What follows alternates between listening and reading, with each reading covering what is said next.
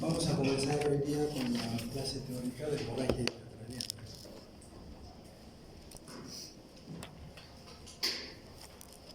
La hemorragia intracraneana se define como un accidente hemorrágico encefálico del recién nacido, ya sea pretérmino o a término, que ocurre antes, durante o después del parto, e incluso en los primeros días de vida.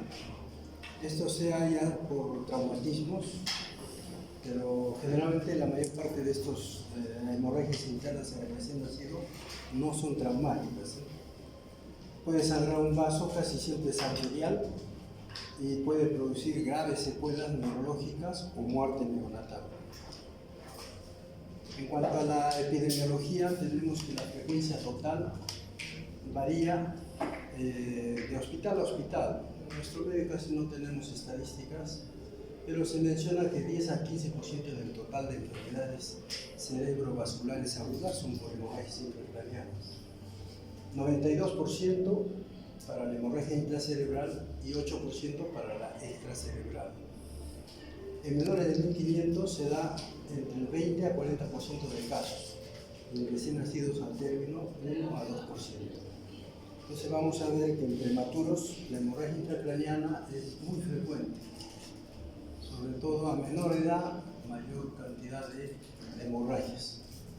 Y las hemorragias intracraneanas se pueden clasificar ya sean de fosa anterior o de fosa posterior.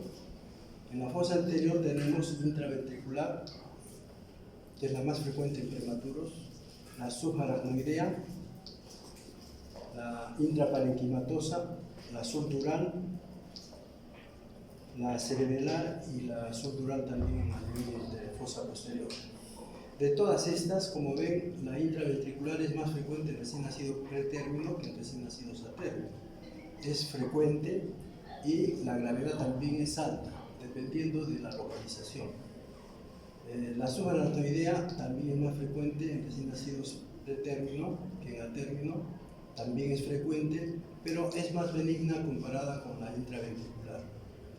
La intraparenquimatosa es más frecuente en recién nacidos a término que en pretérmino. Es rara y las secuelas son variables. La subdural también es más frecuente en recién nacidos a término que en pretérmino. Es rara también, no es frecuente, y la gravedad también es alta. La cerebral de fosa posterior también es más frecuente en recién nacidos pretérmino que en a término. También es rara, no es muy frecuente, y la gravedad también es alta. La subdural de fosa posterior es más frecuente en recién nacidos pretérmino, no es tampoco frecuente, y su gravedad también es variable. Entonces acá tenemos la distribución de lo que hemos mencionado. Entonces comenzamos con lo que es fosa anterior, y dentro de ellas, como hemos mencionado, la más frecuente es hemorragia intraventricular.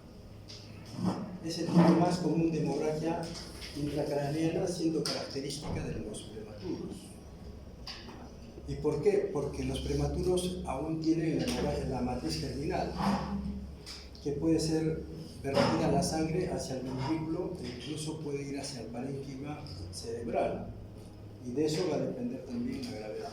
¿Y qué es la matriz germinal? La matriz germinal es la que da origen a las neuronas, y ahí que por migración van a llegar a la corteza cerebral.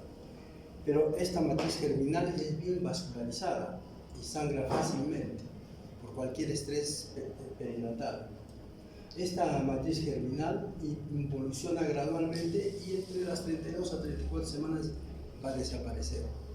Entonces vamos a tener que hay hemorragia intracraneana hasta las 32 o 34. Después de ahí la incidencia va a disminuir bastante. En cuanto a frecuencia, tenemos que ocurre entre el 25 y 30% de recién nacidos pretérmino. La incidencia aumenta a medida que disminuye la edad gestacional y el peso. Así tenemos que en recién nacidos pretérmino entre 500 a 700 gramos es de 60 a 70% de incidencia. Mientras que en los menores de 1000 a 1500 va a ser de 10 a 20%. Esta matriz germinal, como hemos mencionado, desaparece entre las 32 a 34 semanas de gestación. Por lo tanto, después de las 34 semanas es muy poco probable de que haya hemorragia intraventricular. Es raro la hemorragia que se manifieste en el momento del parto. O sea, las hemorragias antes y en el parto son poco frecuentes. Es más frecuente después del parto, ¿ya? O en el momento mismo del parto. 80-90% se producen en las primeras 72 horas de vida, ¿ya? El 20% en la primera hora de vida y 60-70% en las primeras 6 horas de vida. 20-40% progresan durante la primera semana y es excepcional después de los 3 días.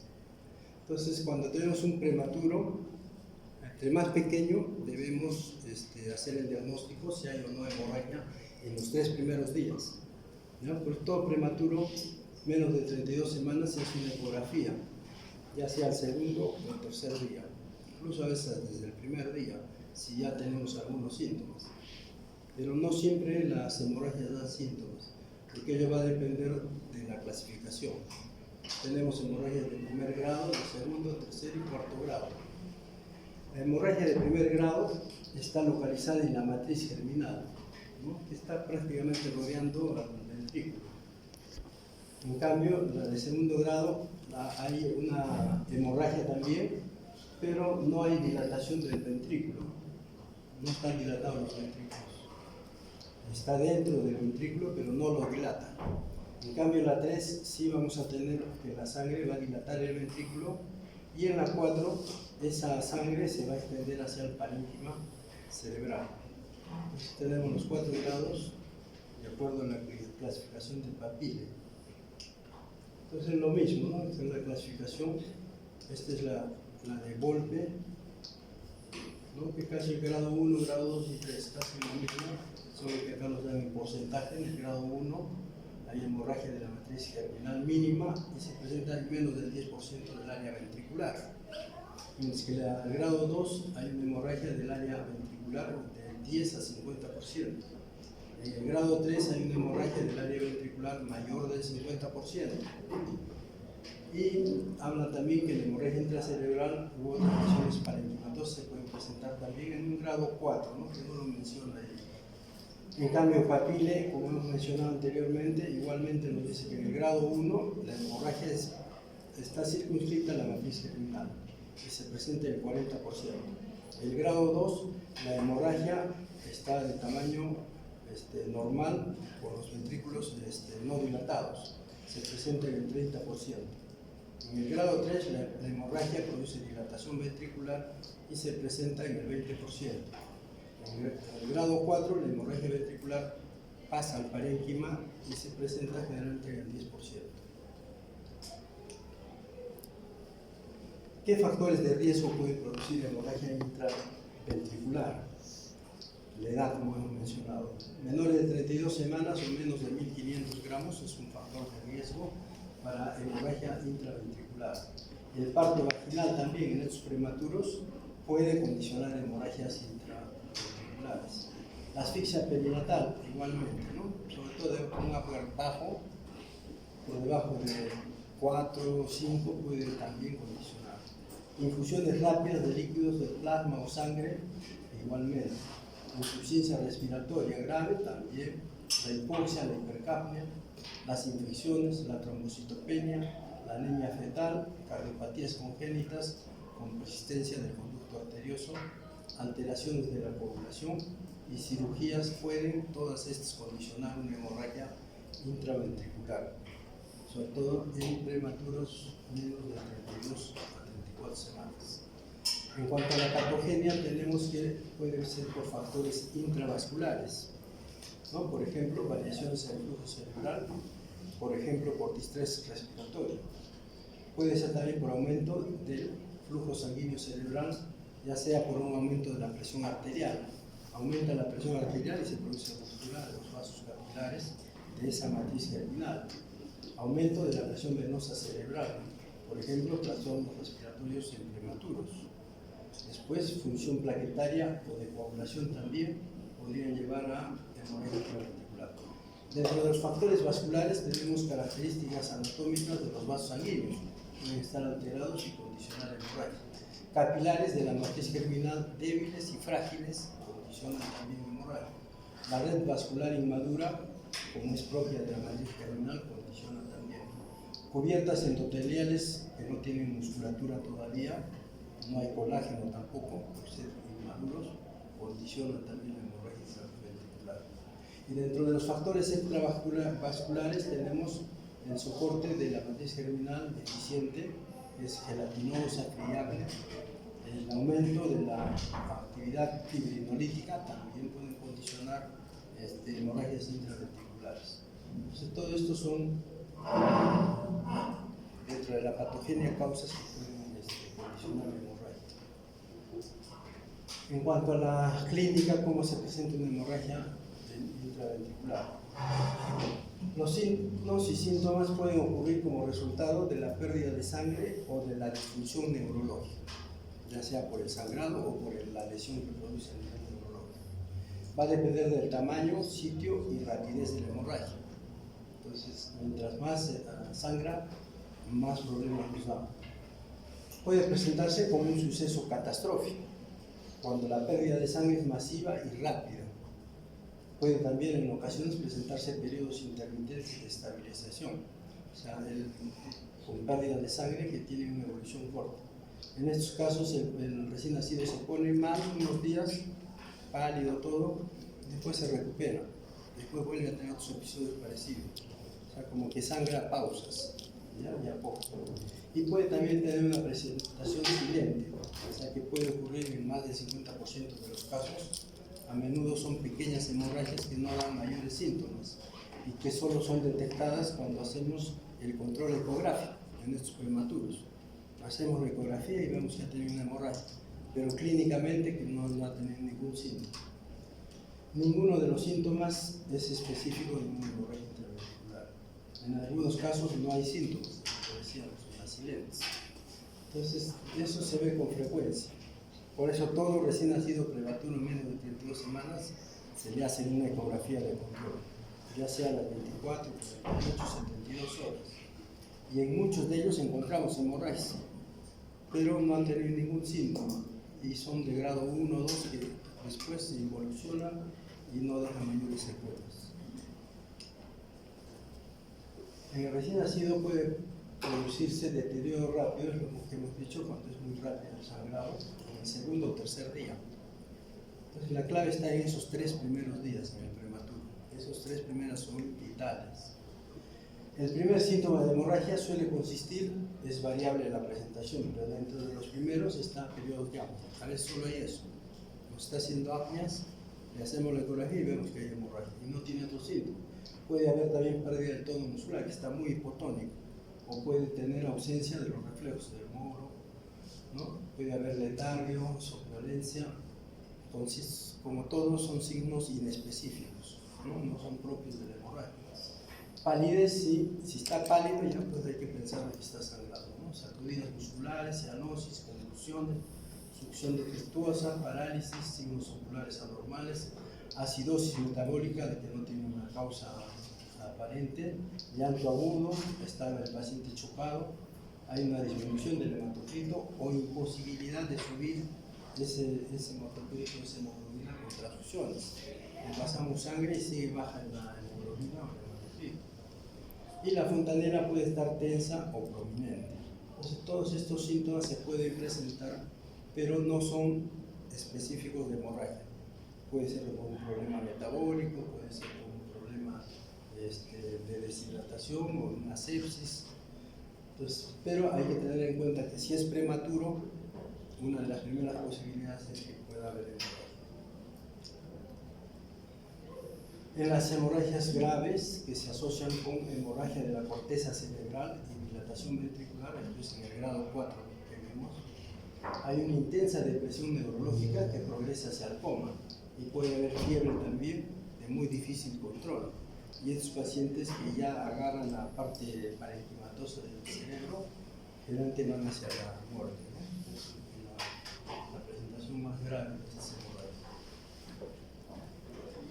En cuanto al laboratorio, tenemos que en la mayoría, como hemos dicho, en cuanto a la clínica, son asintomáticos, ¿no? Pero hay que hacerles análisis cuando hay sospecha o si son prematuros, como hemos mencionado, y podríamos encontrar anemia aguda podemos encontrar hiperglicemia, podemos encontrar acidosis metabólica grave sin causa aparente, podemos encontrar hiperfosfatemia o desequilibrios electrolíticos, podemos encontrar también anomalías de coagulación. Entonces, en el laboratorio también podemos encontrar algunos signos que nos indican, y sobre todo la anemia, ¿no? Sin otra causa, podría haber también una incompatibilidad y estar hemorizando, ¿no?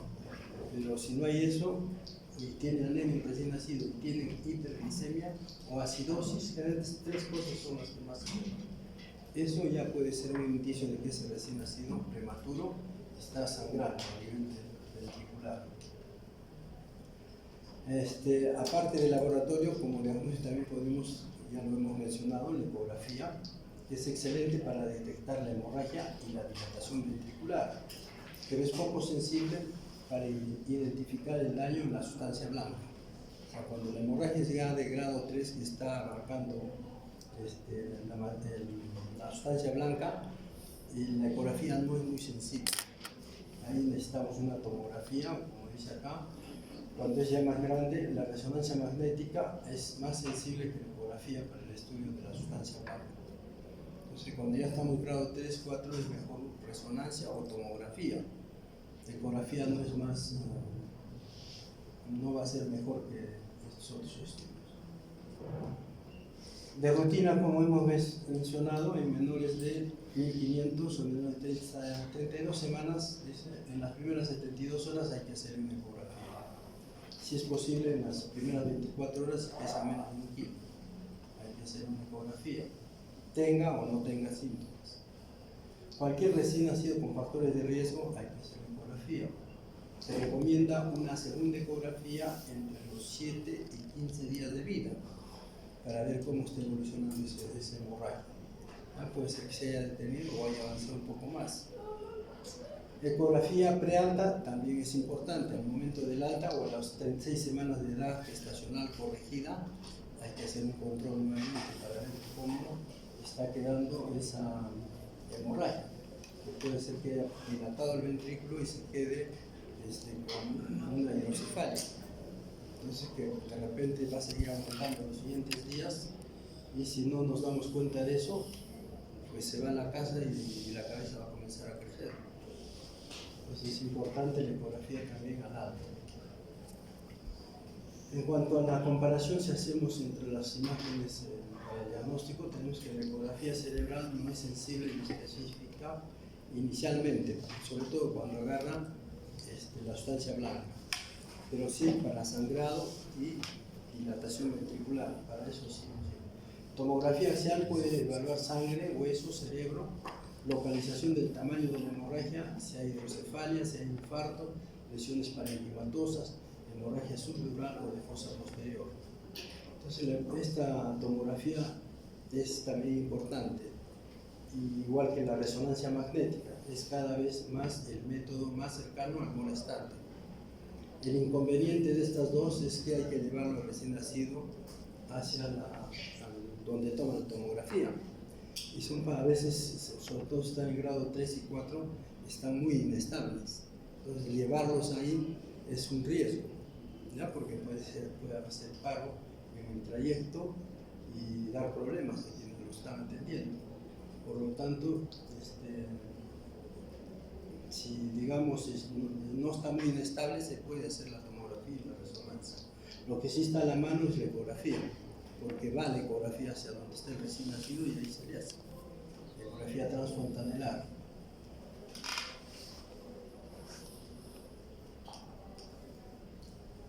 La clínica, combinada con la presencia de líquido cefalorraquídeo hemorrágico, puede hacer sospechar el diagnóstico antes incluso que la evaluación ecográfica. La tomografía puede definir topografía de la hemorragia intraventricular de manera excelente, pero como hablábamos, se requiere transporte del recién nacido y el estrés que acompaña al transporte es una contraindicación relativa para este estudio. La resonancia magnética es tan sensible como específica para identificar la hemorragia intraventricular en los primeros días de vida.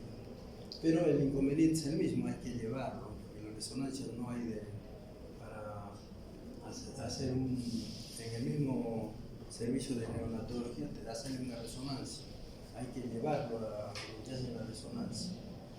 Las imágenes anormales pueden persistir por más de 3 meses después de la hemorragia. Eso también hay que tenerlo en cuenta.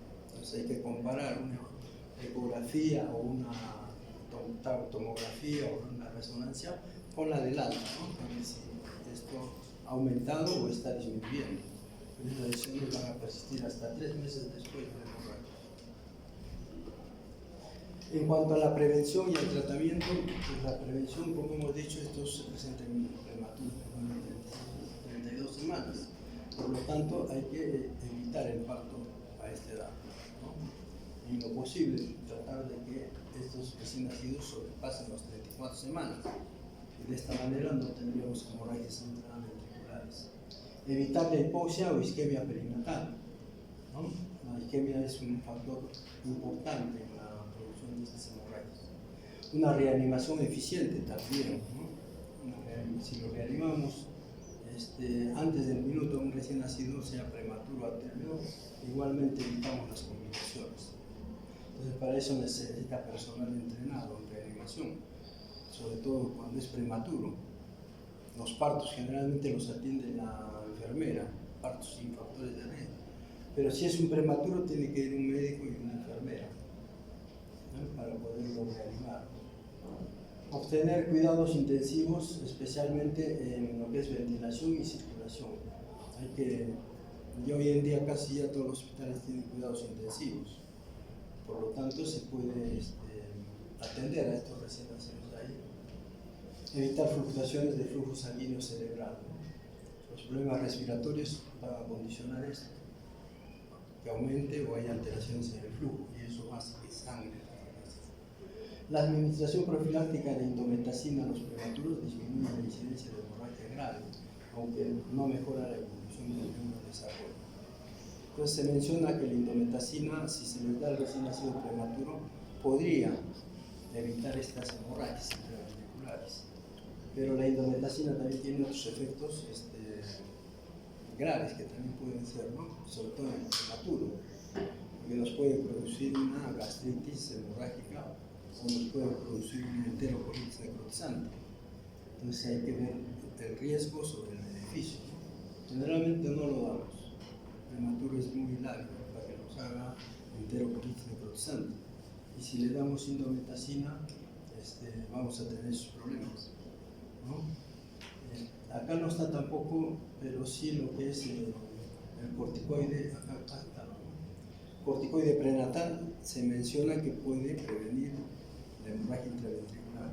O sea, cuando se le pone corticoide a la mamá, no solo es para maturar el pulmón, ese es el principal objetivo del corticoide prenatal, sino también nos va a evitar la hemorragia intraventricular. Puede prevenir en parte, como también puede prevenir la enterocolitis necrotizante. O sea, el poner corticoide a la mamá que está con amenaza de un parto prematuro, es muy importante que se le ponga corticoides a la mamá, porque de esa manera estamos tratando de prevenir 3 cosas: la noradrenalina, la hemorragia intraventricular y la enterocolitis necrotizante. Entonces el corticoide prenatal es muy beneficioso para el prematuro. En la madre, el corticoide del recién nacido no lo usamos, tiene que ser en la madre, ¿no? Se ha visto que el corticoide en el recién nacido puede producir parálisis cerebral, que no usamos corticoides en el recién nacido. En cuanto al tratamiento específico, el gerente es de soporte. Está dirigido a evitar la extensión del hemorragia. Se debe evitar lo que es aspiraciones continuas, pues está intubado. Generalmente esos recién nacidos están en ventilación mecánica. Intubados, hay que evitar estar aspirando continuamente el tubo traqueal. Eso puede producir alteraciones y producir hemorragia. Igualmente lo que es manipulación excesiva. Por eso en todos los prematuros ponemos ahí un letrerito que dice manipulación mínima. ¿Qué significa eso?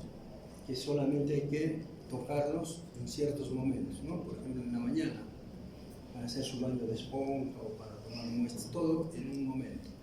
Y no a cada rato, ¿no? Ahora lo están necesitando para la visita, al rato están sacando muestras o al rato están estimulándolo. Todo debe ser en un momento. tener otros momentos también de tranquilidad. Eso evita también las hemorragias. Sustancias envenenosas altamente osmóticas deben administrarse con lentitud. Eso también es muy importante, sobre todo cuando ponemos albúmina, plasma, sangre o bicarbonato. Son muy hiperosmolares y eso condiciona hemorragias. Hemos dicho que esa matriz germinal es muy lábil, muy frágil. Sus vasos sangran fácilmente.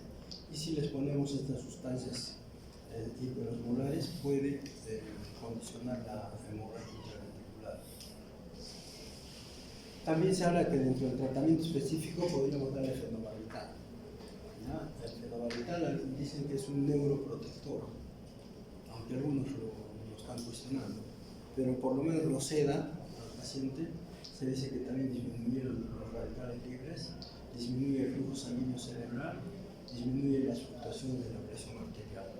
Entonces, al sedarlo, va a estar tranquilo el recién nacido y evitamos estas fluctuaciones de presión.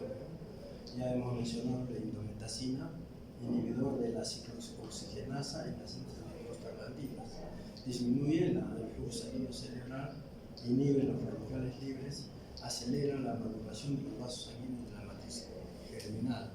Entonces, todos esos serían beneficios, pero como hemos mencionado, también tiene otros efectos colaterales. Nosotros sí usamos indometacina cuando hay ductus. El ductus persiste abierto. Un prematuro que tiene el ductus abierto se descompensa fácilmente, no puede salir del ventilador. Entonces, para eso tenemos que cerrar el ductus.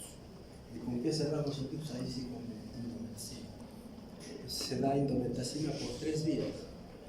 Y en esos 3 días tenemos que estar observando, primero, no darle nada por boca, porque como hemos dicho, produce gastritis. Segundo, tenemos que ver la función renal. Antes de darle indometacina tenemos que ver cómo está su creatinina y cómo está su uresis, porque la indometacina produce alteraciones a nivel renal. Entonces, esas cosas hay que tener en cuenta, ¿no? Y cuando ya lo estamos dando la indometacina, hay que controlar diuresis y controlar creatinina. Si vemos que no orina y su creatinina comienza a subir, hay que suspenderla, haya o no haya cerrado el ductus. Entonces, ahí en esos casos se requiere la cirugía, se cierra el ductus por cirugía y el paciente mejora, ¿ya? Pero para la hemorragia intraventricular pura, no hemos visto muchos resultados por estos efectos colaterales que tiene la indometacina. Vitamina E dice que es un barredor de radicales libres que protege la matriz germinal de la hipoxia. Se puede dar, vitamina E no le va a hacer daño. Etancilato, que comúnmente hemos usado, inhibe la síntesis de prostaglandinas y es un potente vasodilatador, evita la agregación plaquetaria. ¿No? Se menciona esto como tratamientos de la hemorragia intraventricular. En cuanto al pronóstico de la hemorragia intraventricular, tenemos que en el grado 1 no da hidrocefalia, como mencionaba, ¿no? Incluso a veces son asintomáticos. Retardo en el desarrollo psicomotriz tampoco. En el grado 2 hay un 25% que puede hacer hidrocefalia, mientras que el retardo se puede presentar en el 69%.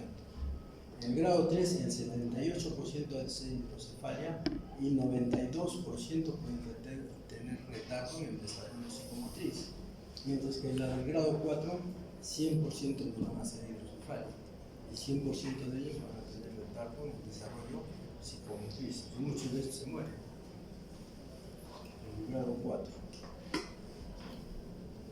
En cuanto a la hidrocefalia, de los recién nacidos, cuando tienen sangrado intraventricular, que hace la punción lumbar y se ve que hay sangre en el líquido, ¿no? Hay que hacerles, para tratar de descomprimir esa hidrocefalia, punciones lumbares cada 48 horas, sacando entre 10 a 15 centímetros de líquido cefalorraquídeo.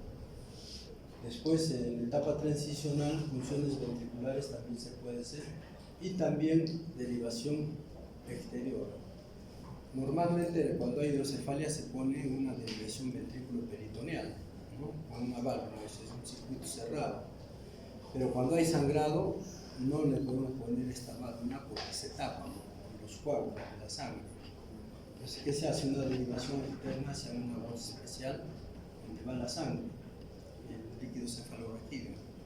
Entonces, van viendo, ¿no? Una vez que ya está claro el líquido, eso ya nos indica que se puede hacer una derivación ventrículo-peritoneal, ¿ya? Con circuito ya interno.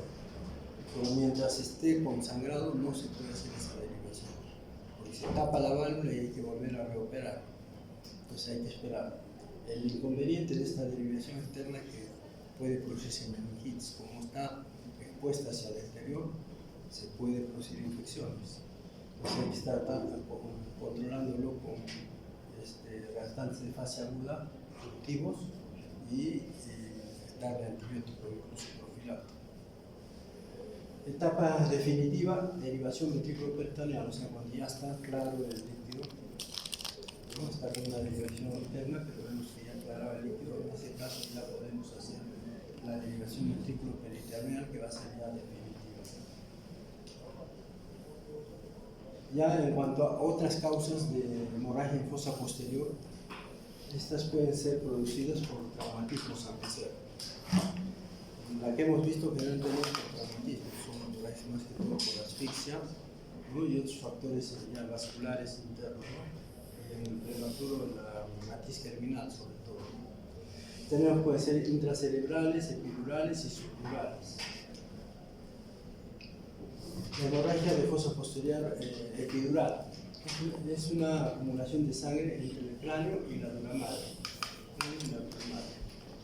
Usualmente causada por lesión de la arteria meningia media, aunque es menos susceptible a la lesión, ya que puede estar moviéndose libremente en el espacio epidural, pero en algunos casos se da ese tipo de lesión.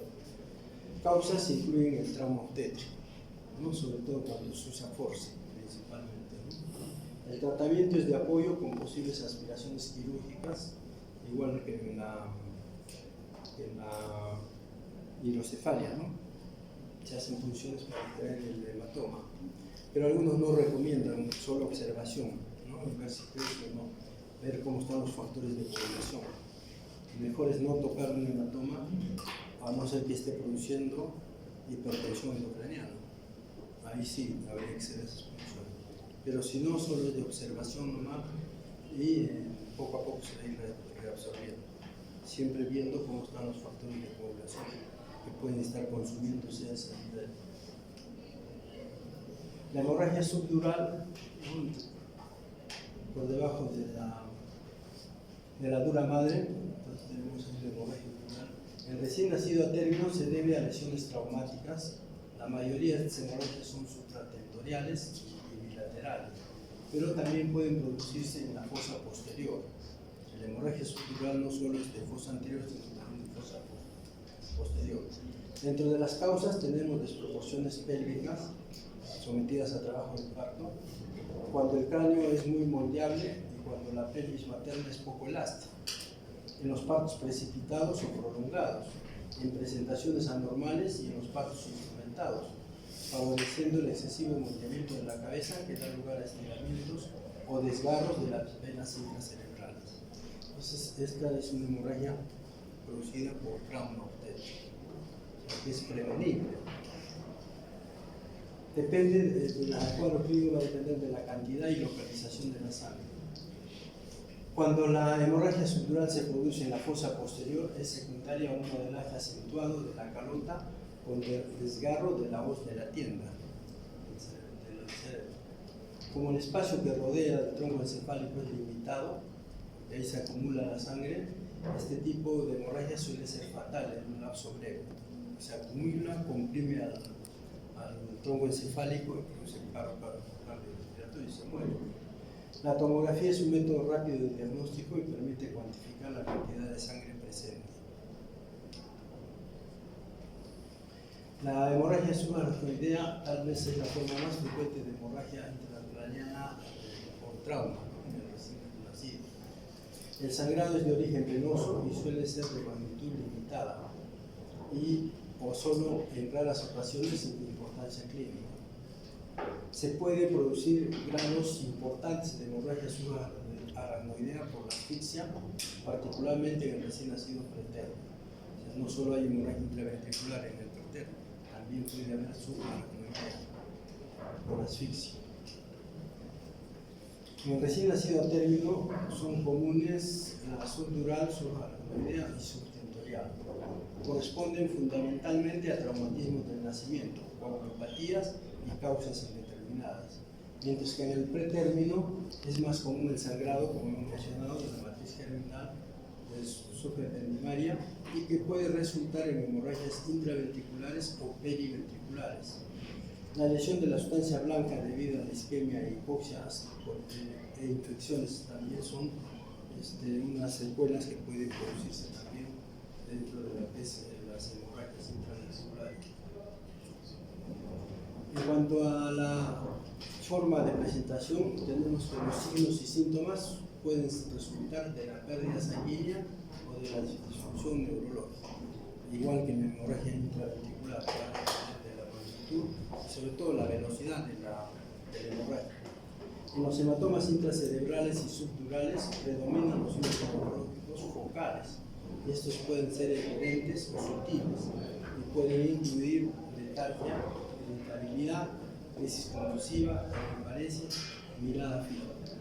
Entonces hay que sospechar en un recién nacido que pueda estar haciendo una hemorragia si presenta estos signos, ¿no?, neurológicos: letargia, irritabilidad, crisis convulsivas, hemiparesia o una mirada fija.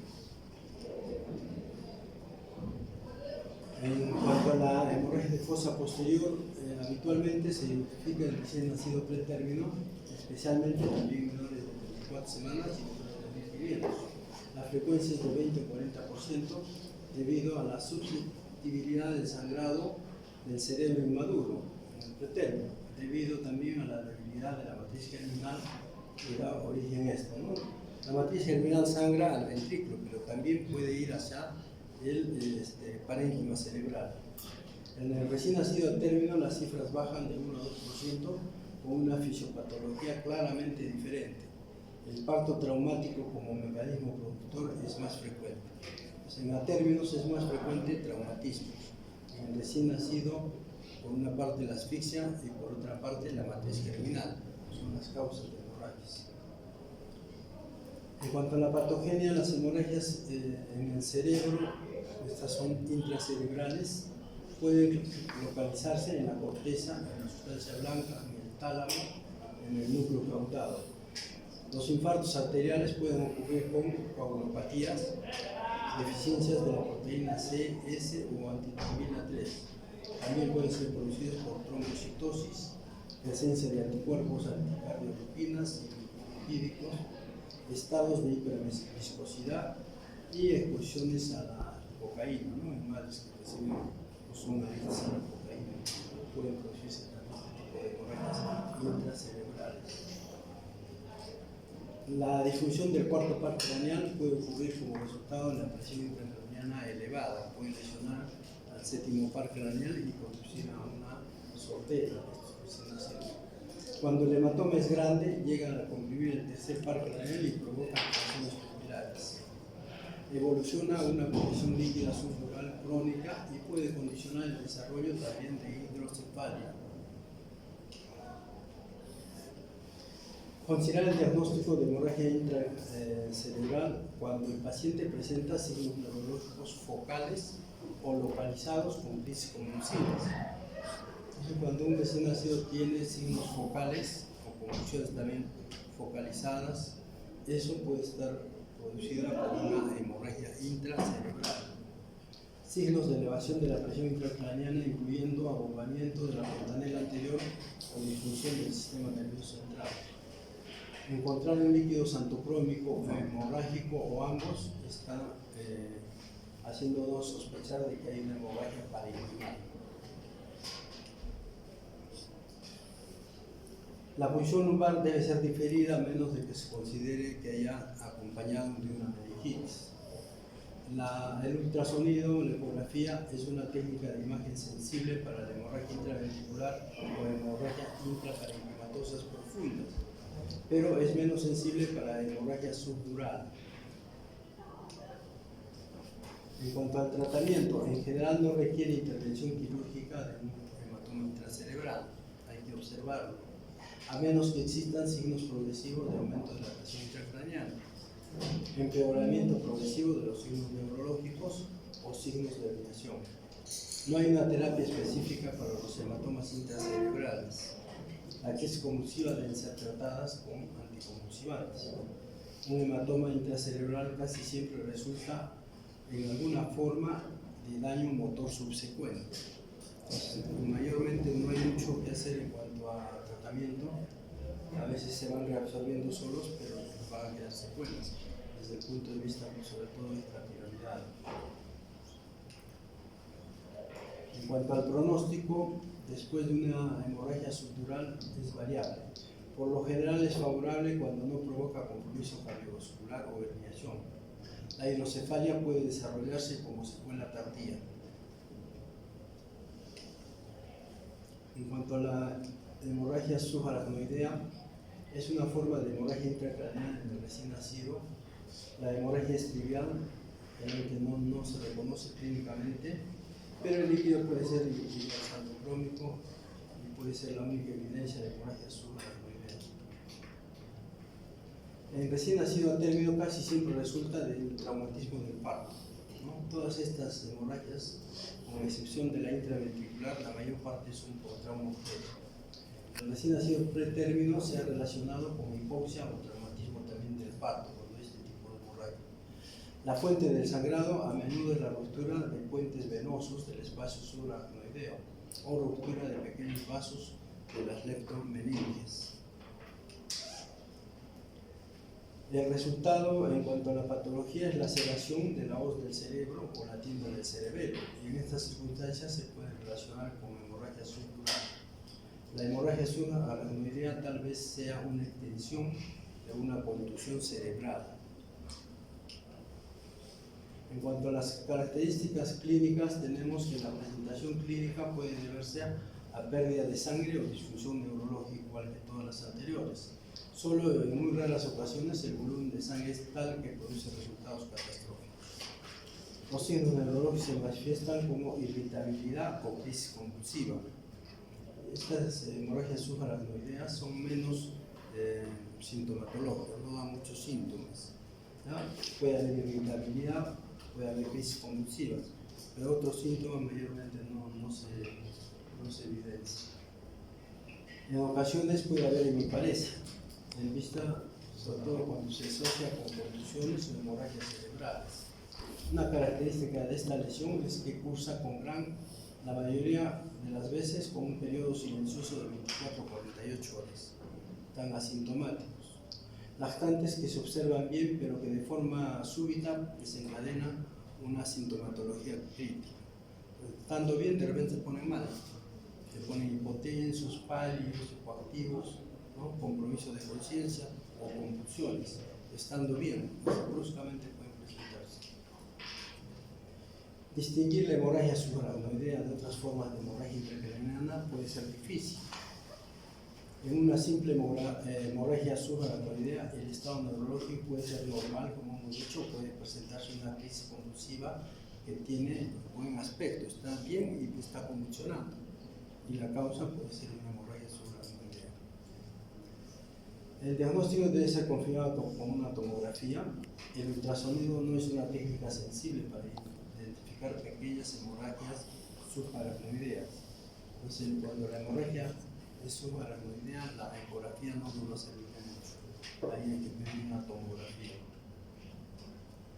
Requiere de tratamiento, la mayor parte va a ser sintomático, ¿no? Como por ejemplo dar anticonvulsivantes. La atención del estadio cardiovascular y del volumen sanguíneo hay que también tratar de mantenerlo dentro de límites normales.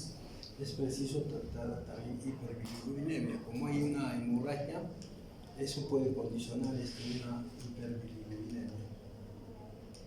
Entonces, el niño puede estar histérico y la causa una hemorragia. En cuanto al pronóstico, a veces se puede desarrollar hidrocefalia también, como en todas, si la hemorragia es grande. La mayoría de ocasiones los lactantes cursan sin secuelas y casi todos presentan evolución catastrófica y fallecen cuando es así. Los sobrevivientes desarrollan hidrocefalia por adherencias en la salida del cuarto ventrículo o del agujero oval de Paschori, o bien por adherencia sobre todo en los hemisferios cerebrales. Es una tomografía donde hay hemorragias en distintas zonas de hemorragias, ¿no?, parenquimales.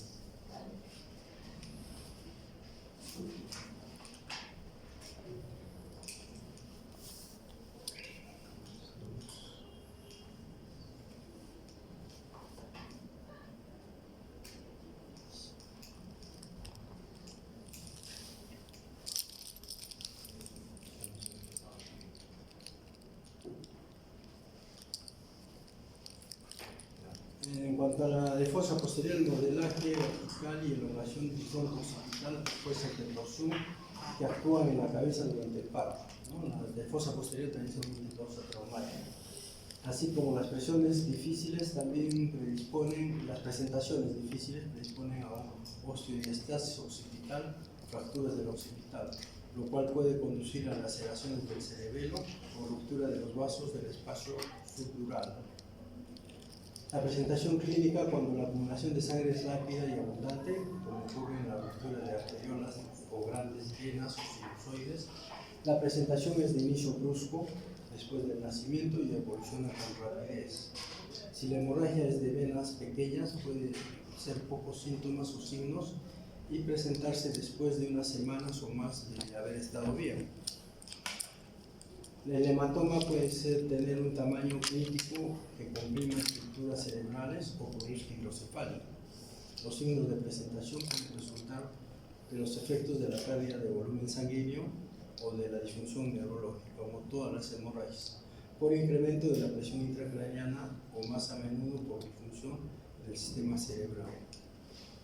Las crisis convulsivas son las menos comunes en la de fosa posterior. Los signos de presión intracraneana elevada, como por ejemplo abombamiento de la fontanela anterior o incremento del perímetro cefálico, o presencia de letargia, irritabilidad, anisocoria o rigidez de nuca, son signos que pueden presentarse en las hemorragias de fosa posterior. Incremento del perímetro cefálico puede ocurrir tarde, más tardío que las anteriores hemorragias, en particular en recién nacidos prematuros. Signos neurológicos como respiraciones anormales, apneas, parálisis de los pares craneales, nistagmos, mirada conjugada, desviación de los ojos, y también pueden ocurrir vómitos o hipotonía. El diagnóstico es en base a la sospecha por los signos clínicos que presenta y que puede ser confirmada con una tomografía. La ecografía puede ser útil en hematomas intracerebrales. La imagen de estructuras adyacentes, por ejemplo, espacio subdural, puede ser inadecuada. Entonces, la ecografía nos sirve para cuando hay hemorragias intracerebrales. El tratamiento va a depender de dar atención al estado cardiovascular y volumen sanguíneo. Hay que evitar la hipertensión endocraniana. Puede ocurrir una hiperbilirubinemia, que ya lo hemos dicho, por el sangrado. Los neonatos con signos neurológicos tal vez requieran evacuación quirúrgica abierta. El pronóstico para el desarrollo normal es bueno si la evacuación quirúrgica del hematoma es exitosa. Cuando hay desgarro de la quinta del cerebelo o del cerebro, casi todos los pacientes mueren. Lo que sobreviven hacen una hidrocefalia que al final va a requerir pues, una derivación del líquido peritoneal. Si la hemorragia es sobre las convexidades del cerebelo, 40% quedan con signos focales y es excepcional la hidrocefalia cuando es en las convexidades. Bueno, eso es todo. Son muchos los temas sobre hemorragia, pero tratar de ver. ¿Alguna pregunta? ¿Preguntas? ¿No? Muy bien, entonces muchas gracias.